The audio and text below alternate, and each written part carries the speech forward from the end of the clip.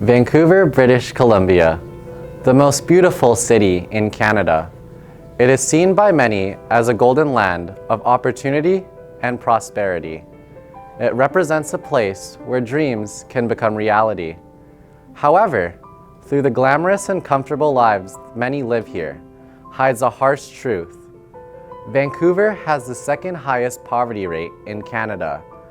The shiny label of a life of style and comfortability is a mere charade, a mask hiding the true hardships and situations thousands are going through.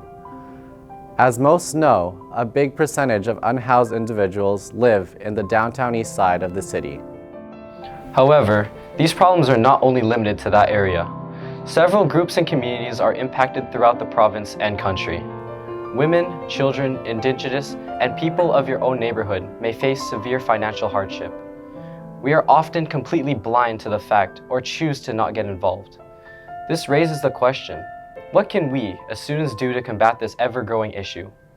In this short documentary, we hope to answer this question and provide a greater understanding on the different perspectives of the poverty crisis. Who am I with today? Karen Beatty. I am one of the original coordinators that started our food bank service in Burnaby. And I'm Councillor McLeod, the minister at the location for our food bank. Don't Go Hungry is a food support program that was established in 2020.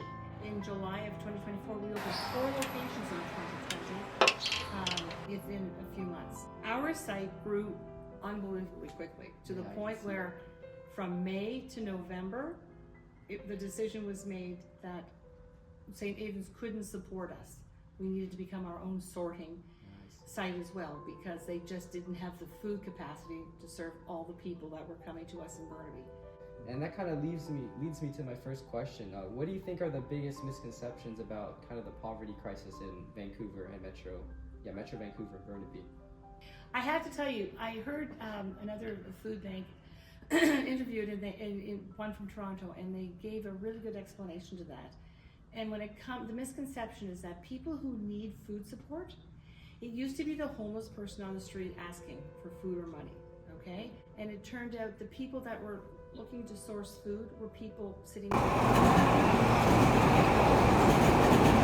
And now it's reached a point where the people who are coming to us for food support are people sitting beside you in a cubicle in an office. Everybody thinks that the food support only goes to people that are homeless. The majority of all of our clients are not unhoused. They have a roof over their head. We cannot judge who is in need of food support. We don't know people's circumstances. And don't judge a book by its cover. Do not judge a book by its cover. And that's what it is sometimes hard for human beings to do, is to judge people. And it comes up all the time, as Karen has said. We always judge others, and sometimes too fast, before we get to know them as a person. Some of the people have health problems that I hear about, and I check on them weekly when they're here, when I'm here, just to find out how they're doing. And it's just being a friend. So that leads me on to my next question. What do you wish people knew? I wish people realized, we didn't realize, okay? I didn't realize the need in Burnaby. We have grown from probably 7 to 10 families that first week, just serving between 280 and 310 households every Saturday. Once a month, we're able to offer our families halal protein because otherwise we don't get much of that, and we do have a definite demand for it. Many people do not speak English as a first language, and no Google Translate is not always effective. But we're doing everything we can to offer people who are in need help. And we want to give them dignity to say that yes, you can get it. And you don't have to feel... you have to live in Burnaby. That's all we say. So here's my next question for you. How was the issue represented in your younger years or in your childhood? In my younger years, I was oblivious to this. I guess I grew up in a family that we were well off by some people's consideration, and I did not exist for me. We were fortunate enough to be able to have not even noticed any of this sort of thing. But it didn't seem to be to the extent, and as I say, this year, or not this year, but now, the people that you expect to see coming for food support are not necessarily the people you would expect to see coming for food support. That dynamic has changed. Last and final question, what advice would you give to young people, and how do you think that they could kind of get involved in their own community? I think you've given the answer in the question. Get involved in your community, because if you're not involved in the community, you don't know what's going on, and it's important to know what's going on in your neighborhood. And there's no shortage of need, right? Yeah. And you know what? It doesn't matter where you are in the social ecosystem.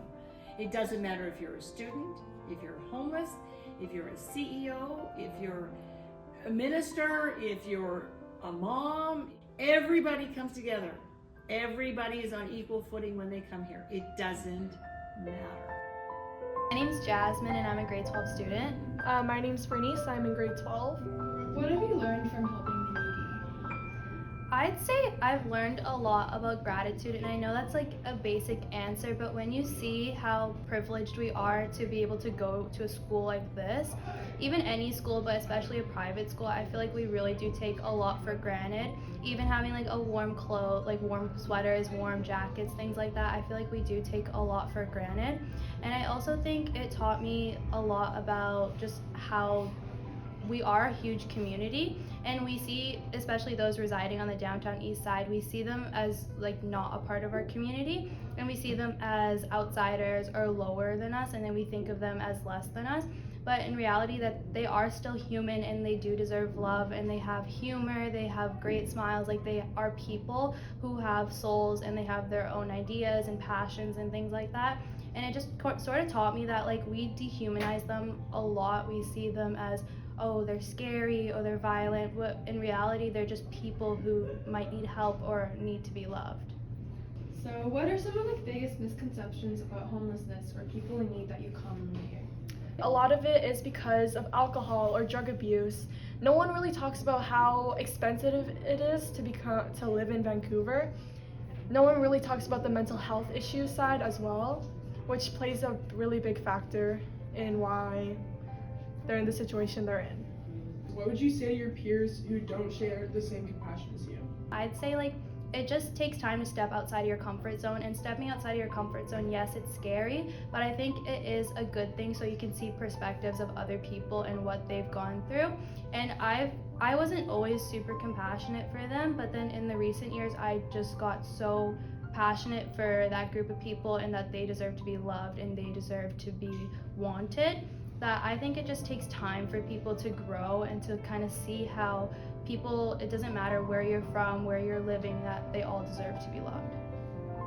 Have you ever seen or encountered anything that you believe would benefit others to see? I'd say on one of my Good Shepherd ministry walks, I think we were walking, and then in the candy bags that we hand out, we have little letters inside of them, and one of the ladies, we do the same route for the Good Shepherd ministry, we wear the same blue jacket so they know us.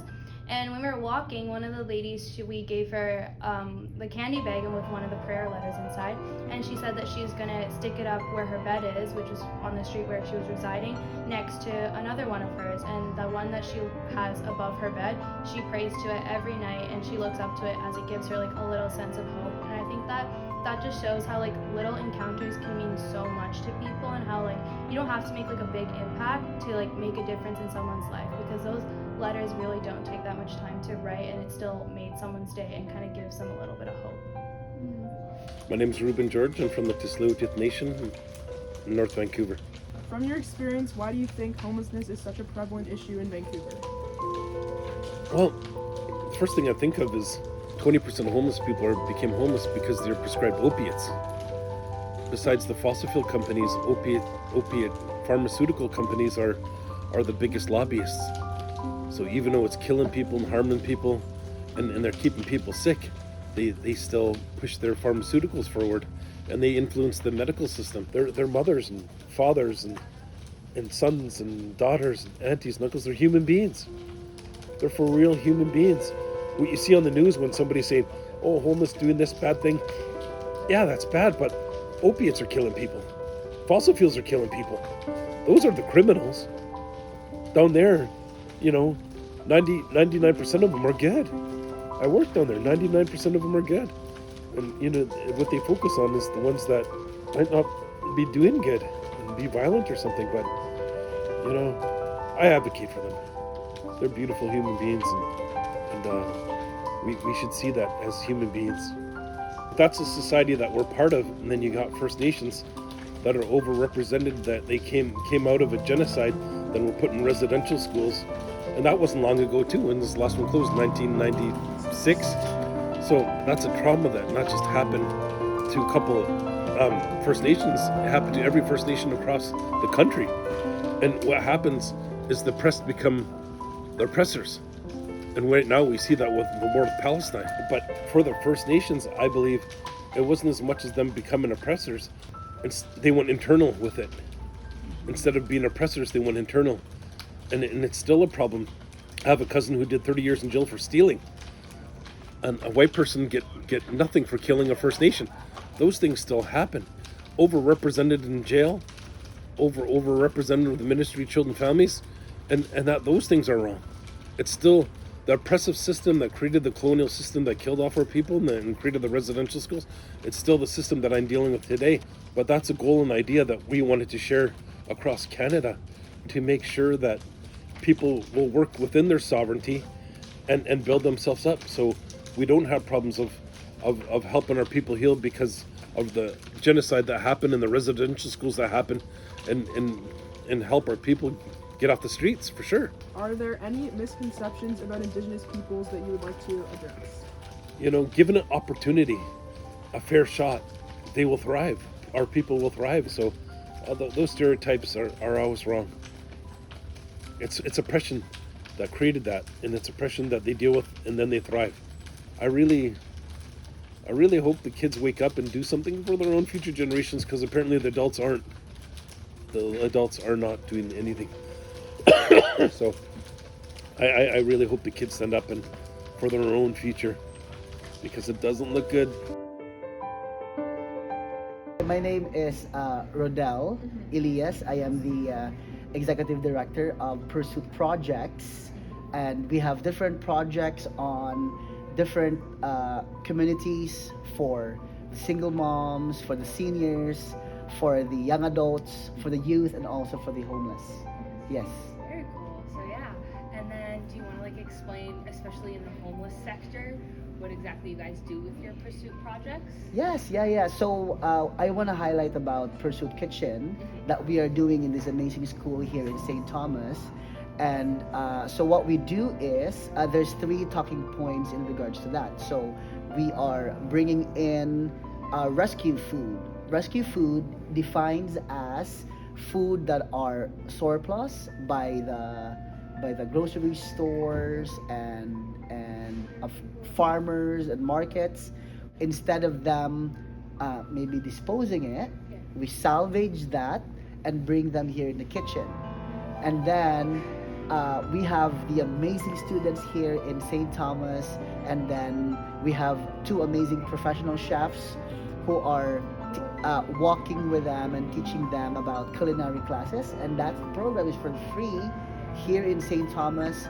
And then the food that you guys make here in the school, in this kitchen here, is distributed to our communities, and that includes the homeless, the lower income families, the seniors, and the single moms in our areas. What are the biggest misconceptions about poverty and homelessness that you constantly hear? I think it's the stigma of like, these are the homeless, they may be dangerous. They may be like, oh, they may hurt me, or like, oh, they are there's division of understanding who they are. Yeah. And so I think that limits us to do what we can do for them. They are the kindest people that I've ever met in my life. The reason why is because if they have 2 apples, they will not keep the 2 apples with them. They would rather give the 1 apple to a neighbor who is also experiencing homelessness, because they know that I have already 1 apple. right? And so I think that mentality of them understanding what other people are experiencing are beyond what we can imagine as people who have many apples. Yeah. You know what I'm saying? So it is something that I think we have to break. They are people who have heart and soul and families and dreams and stories. Does that make sense? Yes. Yeah. Yeah. They're not just people who are homeless. They're people. Yeah, experiencing there we go. homelessness. Love that. Love that. They are not bad people. They may do bad things, but they are people who needs someone so that they can stand up for themselves. And I think us can maybe be a bridge as they are passing through from the homelessness to something better in their lives. How do you think that this impacts? So I arrived here 14 years ago here in Canada, and then I remember my first boss passing through Hastings.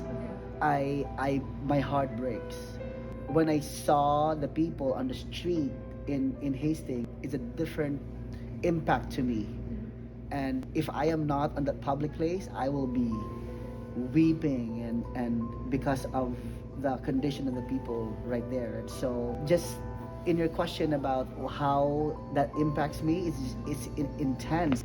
It changes the way I live life. Why did you choose, or like what drove you to make an impact on people's lives, especially those who aren't as fortunate as us? So like what drove you to choose this opportunity, like this occupation that helps other people? A lot of reasons. One reason is that there is the God who loves them, and I think that's a very, very powerful and enough reason for us also to love others, because we're also recipient of God's love. I am blessed, and so I want to share. I believe that the blessings that is in me is designed and created to also share to others. The reason of my existence is also to serve others and to help others as much as I can. And so there's different ways, there's different in seasons of my life and in seasons of where I am and the people around me, I always create something that becomes a platform for everyone to serve. And I'm grateful and I'm honored for that. So maybe to like talking to our school, maybe to our age, like our peers, what's like one thing that you would like to tell them? Youth will always feel like there's not enough resources or not enough platforms, feel helpless, or doesn't know how to do it. And I think it's false. I think youth can do a lot of wonders. But man, we can do wonders. We can do amazing things, and I think there's just so much more in regards to you, in regards to me, and we can create wonderful things. We can create platforms for everyone. We can invite our families. Pursuit projects actually started with that desire of serving other people.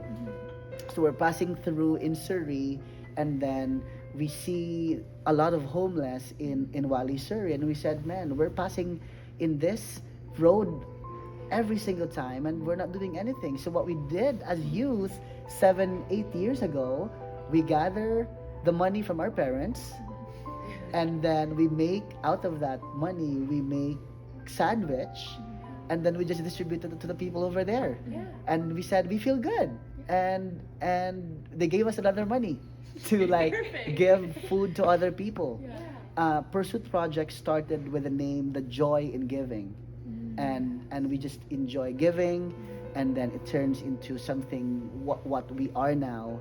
It started from us 8 years ago, young people who see the need on the street, take initiative of whatever we have, and we just take initiative to give and to do something out from that. If someone as young as us wanted to make a change, what would you recommend doing first? Like, what would you say be their first step in order to even just make a small change? Right. So know and connect and understand from older people.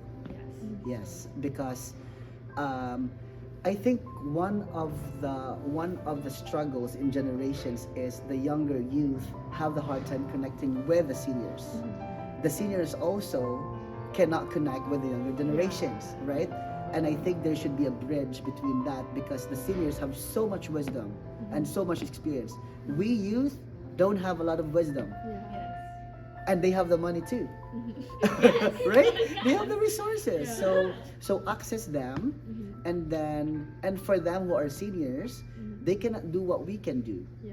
I mean, we can work from 10 a.m. to 5 a.m. You know what I'm saying? They cannot do that because they're seniors, you know? So there should be a partnership. There should be strength that we can access from them, and there's strength that we can access from us. In the end, what does this all show? It highlights the diversity in whom these issues impacts, and how many of us choose to pass a blind eye to the fact that there are people who are struggling. There are people, the same as you and I, who live out their days in hardships as we live comfortably in the warmth of our own homes. So, what can we as students do to help? Well, try to give time to understand the current situation and seek opportunities to volunteer and get involved in your community. Ultimately, it's humans' innate fear of change that has allowed this vicious cycle of poverty to continue. Society is often too scared to venture out of their comfort zone, too scared or lazy to get involved, deeming it as someone else's problem. However, as we're the future generation, we need to have the courage to take the first step. Have the courage to stand up for those who can and help those in need. Show compassion and justice to the marginalized and bring back what it means to be human. If we continue to live the way we do, ignoring the true problems of our world, we will only ever know the darkness of our hearts.